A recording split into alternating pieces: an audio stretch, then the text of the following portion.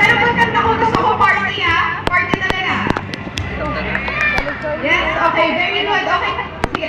Unang-una gusto ko magpasalamat sa PLDT My DSL dahil unang-una ginagawa nilang mas awesome talaga ang Legazpi. Ngayon na nandito na sila. So maraming salamat po sa PLDT My DSL. And syempre, congratulations po sa inyong lahat. 52 years na po ang Legazpi na buhay dahil sa inyo.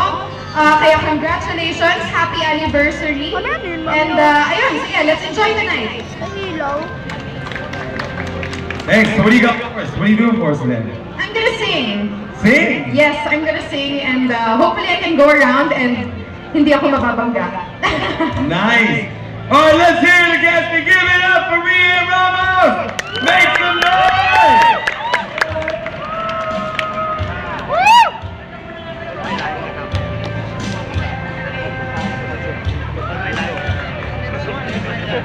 Ako, buong araw na pang ganito Namamatay yung sounds pag nandito ako.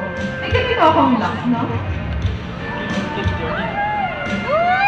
Magaling ako sa timing So how you doing? You got out here when this afternoon? Kaninang umaga lang ako dumating. What happened earlier? You were like talking and then like, I think what happened is the phone got starstruck. It just shut off on you. You know what happened? It's like everyone was so excited to see Alex and Gia drift. So the microphone just died. They're like, stop it, Maria. We're just gonna drift now. That was it. It was forget about it.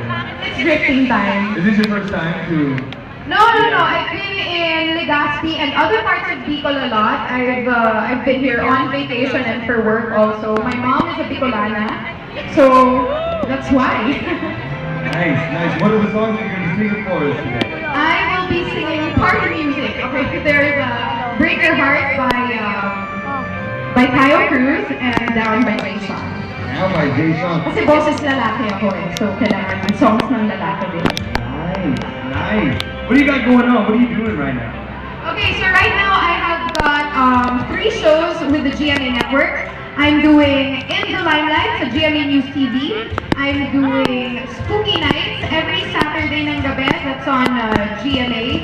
And also sa GMA 7, every Sunday naman, Party Pilipinas. Syempre except today kasi mas type ko kayo Right? How do you like it out here?